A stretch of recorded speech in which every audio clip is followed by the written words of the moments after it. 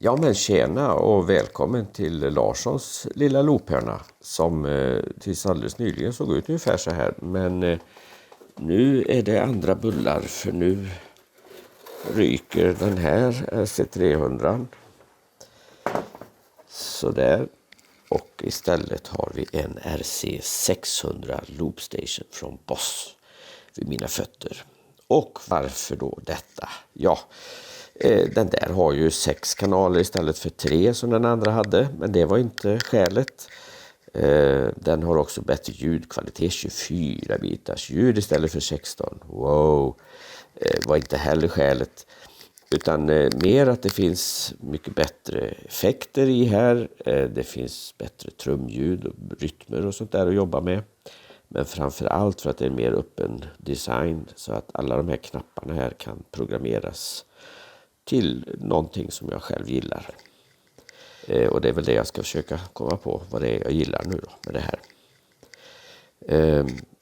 Min signalväg är ju då som så att jag har ju en sångmikrofon, en trådlös historia.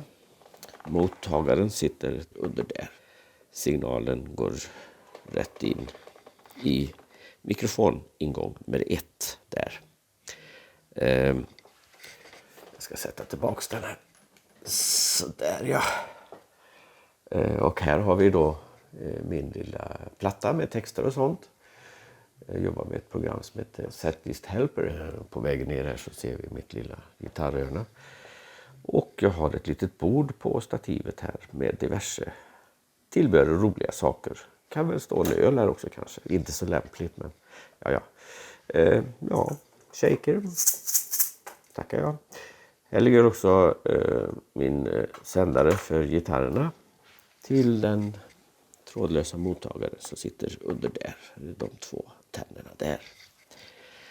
Signalen från den går ju då in i den här multieffektsenheten som heter Mower G200. Där jag har en massa olika ljud som jag har på ställt in. Får jag väl kanske göra om alltihopa, jag vet inte. Och ljudet därifrån går sedan in i en instrumentingång på denna. Så det är signalvägen där. Sen ska jag också koppla in den här. En gammal Roland D10 från 80-talet minsann. Jo då, jag är så gammal.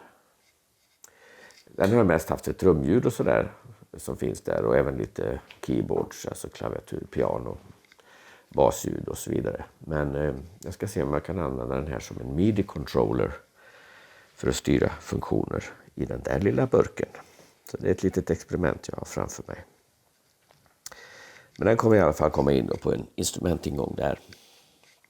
Sen har jag 2 stycken pedaler. Den där, en Boss FS7 och den där som är gammal pianopedal från en emulator 3 faktiskt. Också den från 80-talet. Sa jag det att jag är gammal eller?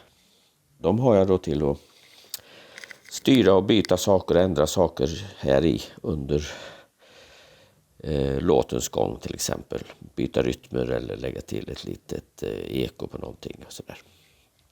Jag har också den här pedalen, en expression-pedal kan man väl kalla den för. Som också kommer från emulator 3. Inte säker på om jag ska ha den där eller använda den, men jag ska se om jag kan kanske koppla in den på den här. För det är slut på ingångar i denna nämligen. Ut från den här sen så ska jag ha stereo ut på allt som är inspelat och alla instrument som kommer in. Sången kommer däremot gå ut på en egen utgång. Förutom den sång jag då spelar in eventuellt. Men just nu så har jag bara kopplat allt ljud till den här då. Dels sången på en egen kanal och alla andra instrument och det jag spelar in och det som spelas upp från spåren på en annan då.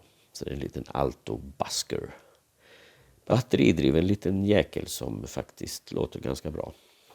Ja, och sen om jag vrider med 180 grader i min lilla enhet här har min dator. Koppla upp RC600 på ett redigeringsprogram som gör det lättare att hantera allting. Eller för att spela in på Adobe Audition. Och normalt så kör jag ju då upp allt ljud, det här mixerbordet. och sen vidare ut i ett PA. Eller via USB ut och för att spela in det. Men inget av det här skulle ju överhuvudtaget funka om man inte har det allra viktigaste, nämligen ett par bra skor. Här är ett utsökt par skor som är väldigt spetsiga. Svårt att trampa på 2 knappar samtidigt om man inte absolut vill det. Snygga, lite hård sula och väl ingångna. Ja, jag har som sagt ett testjobb framför mig, så det lär väl komma lite uppdateringar med det här vad det lider. Ha det så gött!